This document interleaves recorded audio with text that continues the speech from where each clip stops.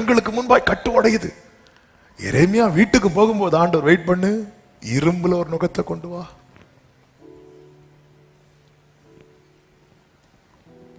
ஆமென். சிறையிருப்பை திருப்புவேன் ப்ராமிஸ் பண்ணது நான் திருப்புவேன். ஆண்டவருக்குன்னு ஒரு டைம் உண்டு. அவர் எல்லாவற்றையும் ஆதின் காலத்தில் அவர் செய்ய நினைத்தது ஒன்றும்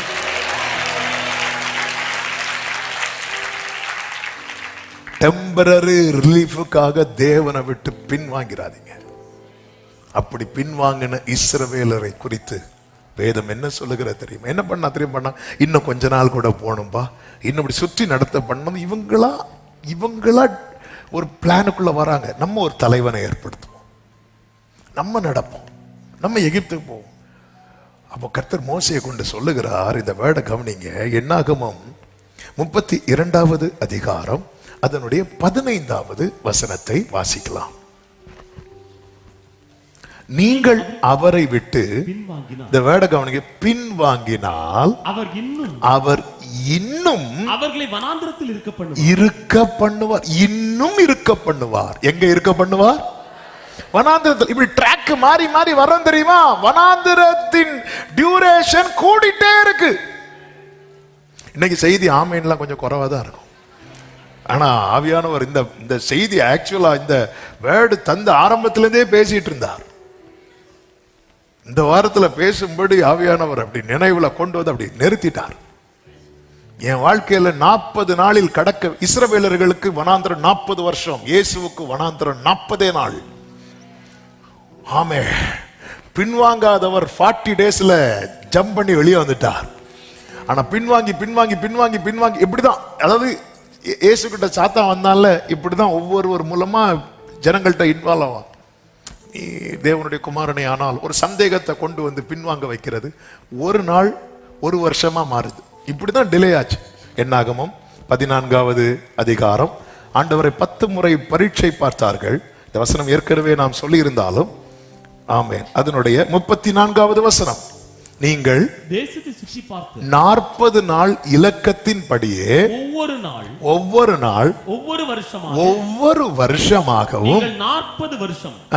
உங்கள் அக்கிரமங்களை சுமந்து, அடுத்த வார்த்தை, என் உடன்படிக்கைக்கு வந்த மாறுதலை உணர்வீர்கள். ஆண்டவருடைய உடன்படிக்கை இருக்குல்ல, அதை மாத்த வச்சிடாதீங்கன்னு சொல்றார். அப்போ ஆண்டவருடைய பிளான் என்ன தெரியுமா? 40 டேஸ்ல கொண்டு போனோம். ஆனா ஒவ்வொரு டேயும் ஒவ்வொரு வருஷமா மாறுறதுக்கு காரணம் என்ன? ஜனங்கள் தேவனை பரீட்சை பார்த்தார்கள், பின்வாங்கினார்கள். ஆண்டவரை தான் தேடுறீங்களா? ஆண்டவரை கடைசி வரை தேடுங்க. ஆண்டவரையும் தேடி அங்கேயும் போய் இவங்களையும் பார்த்து அவங்களையும் பார்த்து. ஆமென். சிலர் பாருங்க, கைவசம் எடுக்கிறதுக்குன்னு போவாங்க. ஆமென். நமக்கு சிரிப்பா இருந்தாலும் தேவனை ஆராதிக்கிற தேவ பிள்ளைகளும் இதை போறாங்க. கை விஷம் எடுத்துருவாங்க. ஆனா அதுக்கப்புறம் வாயில விஷம் வரும். இங்க மர நுகம் மாறி இந்த மனசை விட்டு இந்த வேர்டை எடுத்துடக்கூடாது. மர நுகம் மாறி இரும்பு நுகம். ஒரு நாள் ஒரு வருஷம் ஆகுது. வனாந்திரம் இன்னும் வனாந்திரத்தில் இருக்க பண்ணுவாராம். ஆமென். நம்ம என்ன நினைக்கிறது தெரியுமா? அந்த டைம்ல ஆண்டவரேன்னு கூப்பிட்டா மண்ணா கிடைக்கும். வனாந்திரத்தை தாண்ட மாட்டேன். வனாந்திரத்தை தாண்டணும்னா உத்தம இருதயத்தோடு.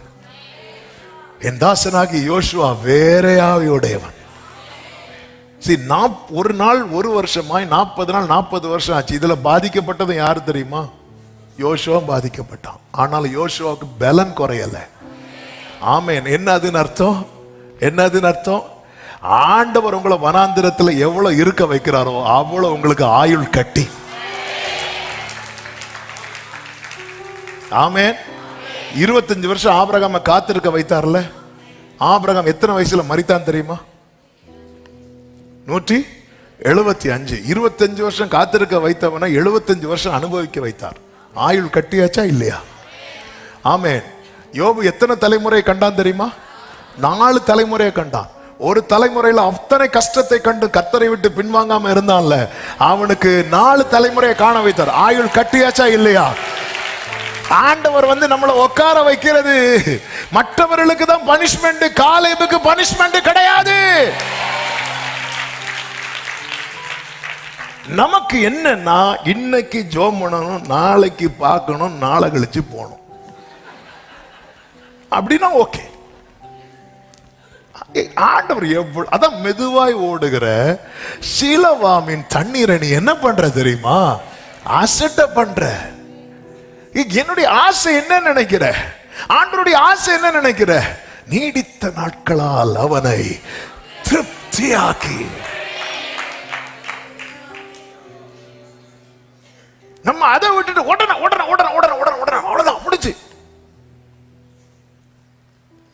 ஹல்லேலூயா. கர்த்தருடைய ஆலயத்துல பச்சையான ஒலிவ மரம் போல அவர்கள் கேதுரு மரங்களை போல இருப்பார்கள். இப்படிதான் ஒரு வளர விடுறார். கீழே வேர் பற்றி பூத்து காய்த்து, அதை விட்டுட்டு திடீர்னு ஒரு மழை பெய்யும் பாருங்க, அப்படி ஒரு காலம் முளைக்கும். கண்களுக்கு எப்படி இருக்கும் தெரியுமா? ஆஹா. அடுத்த நாள் பார்த்தா காளான்.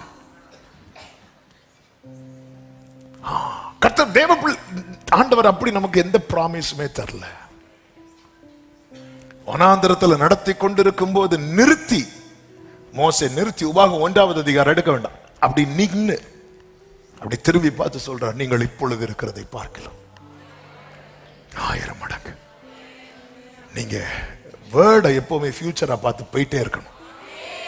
பின்வாங்கினா என்னாகும்? 32:15 ஒரு விசை கூட இந்த வசனத்தை உங்க கண்களை விட்டு திருப்பாதிருங்கள். நீங்கள் அவரை விட்டு பின்வாங்கினால் அவர் இன்னும் வனாந்திரத்திலே இருக்க பண்ணுவார். நான் இன்னும் வனாந்திரத்தில் இருக்கணுமா, வனாந்திரத்தை தாண்டணுமா என்பது நான் எடுக்கிற தீர்மானத்தில் இருக்கிறது.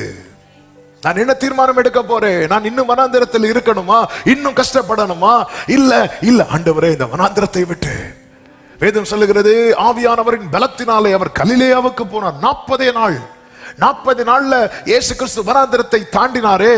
ஆமே. நம்முடைய ஹீரோ முந்தின ஆதாம் அல்ல, நம்முடைய ஹீரோ பிந்தின ஆதாம்.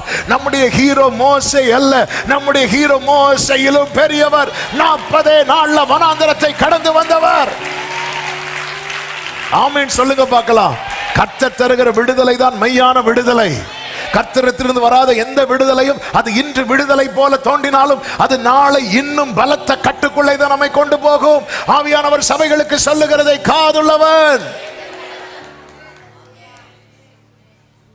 ஆமென். 5ன்னு சொல்லிட்டானோ? ஹல்லேலூயா. இது ரொம்ப முக்கியம், ரொம்ப முக்கியம். சிலருக்கு பாருங்க, உடனே நல்லா இருக்கு, உடனே எல்லாமே ஓகே ஆனது மாதிரி இருக்கு, அடுத்து ஒரு பெரிய. யோசேப்பு லைஃப்ல விடுவிக்கப்படுவார், அகப்படுவார், விடுவிக்கப்படுவார், இப்படிதான் யோசேப்பு லைஃப் போயிட்டு இருக்கு. ஆனா 30வது வயசுல கர்த்தர் ஒரு விடுதலை கொடுத்தார் பாத்தீங்களா? அது பெர்மனன்ட் ரிலீஃப். ஆமா. போர்த்திபார் கண்ணுல தயை கிடைக்குது, என் வீட்டுல நெல் தான் திருப்பி உள்ள. இப்படிதான் போயிட்டே இருக்குது. குழியில தூக்கி போட்டாங்க, தூக்கி எடுத்தாங்க. தூக்கி எடுத்ததும் யோசேப்பு என்ன நினைச்சிருப்பா தெரியுமா? அப்பாடா. ஏன்னா அவர் அண்ணேன்னு கெஞ்சினார், அண்ணன் தூக்கிட்டார். தூக்கி முடிச்சதும் பார்த்தா 20 வெள்ளி காசுக்கு வச்சுட்டார். என்னன்னு இப்படி பண்ணிட்டீங்க? இதுக்கு நான் அந்த குழியிலே கலந்துருப்பேன். Temporary relief. ஏன்னா கர்த்தர் கை வைக்கல, கர்த்தர் அவனோடு இருந்தார் மட்டும்தான் இருக்கும் பைபிள்ல. அவன் தயை கிடைக்க பண்ணிட்டே இருந்தார், ஃபேவர் கிடைக்க பண்ணிட்டே இருக்கிறார். சிறையில் இருந்தால் அந்த ஃபேவர், நுகத்தில் இருந்தால் அந்த ஃபேவர், தீயை தண்ணீரை கடந்தால் அந்த தயவு கிடைச்சிட்டே இருக்கும். கர்த்தர் தருகிற விடுதலை. அவங்க அதை பண்றாங்க, இவங்க இதை பண்றாங்க. இவங்க கிட்ட போனா அவங்க உங்க வீட்டுல எங்க என்ன ஒளிச்சு வச்சிருக்காங்கன்னு என்னத்தை ஒளிச்சு வைக்க போறோம்? ஆமென். அவங்க எடுத்து தருவாங்க. இதெல்லாம் அப்படியே நம்மளை முட்டனை நமக்குலாம் பாருங்க. நான் கர்த்தரை தேடினேன், அவர்கள் அவரை நோக்கி பார்த்து பிரகாசம் அடைந்தனர். இந்த ஏழை கூப்பிட்டான், கர்த்தர் கேட்டார். எனக்கு தெரியும், அப்பா தராத விடுதலை எனக்கு விடுதலை கிடையாது. இந்த நுகத்துக்குள் இருந்தும் கர்த்தர் என்னை உயிரோடு வைத்திருக்கிறார் என்றால் இந்த நுகத்திலிருந்து கர்த்தர் எனக்கு ஒரு விடுதலை தருவார். நம்புறவங்க நல்ல கரங்களை தட்டி ஆண்டவருக்கு மகிமை. ஆமென் சொல்லுங்க பார்க்கலாம். இரண்டாவதாக, இப்பொழுது செய்ய வேண்டியதை செய்து கொண்டிருங்கள். அதாவது காலத்தை வீணாக்காதிருங்கள். எரேமியா 29வது அதிகாரம் அதனுடைய 4, 5, 6 வசனங்களை வாசியுங்கள். தேவனாகிய சேனைகளின் கர்த்தர் தாம் எருசலேமிலிருந்து பாபிலோனுக்கு சிறைப்பட்டு போக பண்ணின அனைவருக்கும் அறிவிக்கிறது என்னவென்றால், தேவனாகிய கர்த்தர் சிறைப்பட்டு போன அனைவருக்கும் அறிவிக்கிறது என்னவென்றால், நீங்கள் வீடுகளை கட்டி குடியிருந்து அவைகளின் கனியை சாப்பிடுங்கள். நீங்கள் பெண்களை விவாகம் பண்ணி குமாரத்திகளையும் பெற்று பெண்களுக்கு கொண்டு உங்கள் குமாரத்திகளை புருஷருக்கு இவர்களும் குமாரரையும் குமாரத்திகளையும் பெறட்டும். அதாவது என்ன சொல்றாருன்னா, ஆண்டவர் செய்வார், ஆண்டவர் செய்யட்டும் சொல்லிட்டு நீ சும்மா இருக்காதேன்னு சொல்றார். அவர் செய்ய வேண்டிய காலத்தில் அவர் எல்லாம் செய்வார். இப்பொழுது நீ என்ன செய்யணும் அதை செஞ்சிட்டு. ஆமென். அவருடைய வார்த்தை நிறைவேறும். அவருடைய வார்த்தை நிறைவேறட்டும் சொல்லிட்டு நீ காலத்தை வீணாக்காதே, ஒழுங்கட்டு தெரியாது. தெசலோனிக்கேயருக்கு அப்படிதான் சொல்லுவார். ஆண்டவர் வருவார்ல, அப்போ எதுக்கு இந்த வேலை? ஆண்டவர் தான் வருவார்ல, நம்மை அழைச்சிட்டு போக வருவார்ல. தெசலோனிக்கே சபையினுடைய இதே என்னன்னா, நல்ல குவாலிட்டியான சர்ச். மற்ற எல்லா சபைகளை விட கிறிஸ்துவுக்குள்ள ரொம்ப ஸ்திரப்பட்ட சபை. ஆனா என்ன பிரச்சனை அப்படின்னா, கர்த்தர் தான் வர போறார்ல, நம்ம எதுக்கு வேலை பார்க்கணும், நம்ம எதுக்கு சாப்பிடணும்? அதான் அவங்க வேலை பார்க்காம சாப்பிட்டாங்கன்னு இருக்கு. பவுல் சொல்றாங்க, இங்க பாரு, ஒழுங்கட்டு என்ன காத்திருக்கிறேன்னு சொல்லுது. சும்மா காத்திருக்கிறவங்கள பாருங்க, இஷ்டத்துக்கு தூங்குவாங்க, இஷ்டத்துக்கு எழும்புவாங்க, சும்மா இருப்ப. கேட்டா நான் காத்திருக்கிற ஆண்டவர் சொல்லுங்க, ஒழுங்கா வேலை செய். வேலை வரும்போது உனக்கு நான் என்ன சொன்னானோ அதை நான் செய்வேன். ஏன்னா இங்க ஆண்டவர் சொல்றாரு, இவங்கள்ட்ட 70 வருஷம் ஆகுங்கிறார். நீ அதோட என்ன செய்ய போற? தாவீதுக்கு மேல வச்ச அபிஷேகம் என்ன அபிஷேகம் தெரியுமா? ராஜாவாகிற அபிஷேகம். அவன் மேல அபிஷேகம் வைக்கப்பட்ட பிறகு அந்த வேலை வரும் வரை அவன் என்னெல்லாம் வேலை பார்த்தான் தெரியுமா?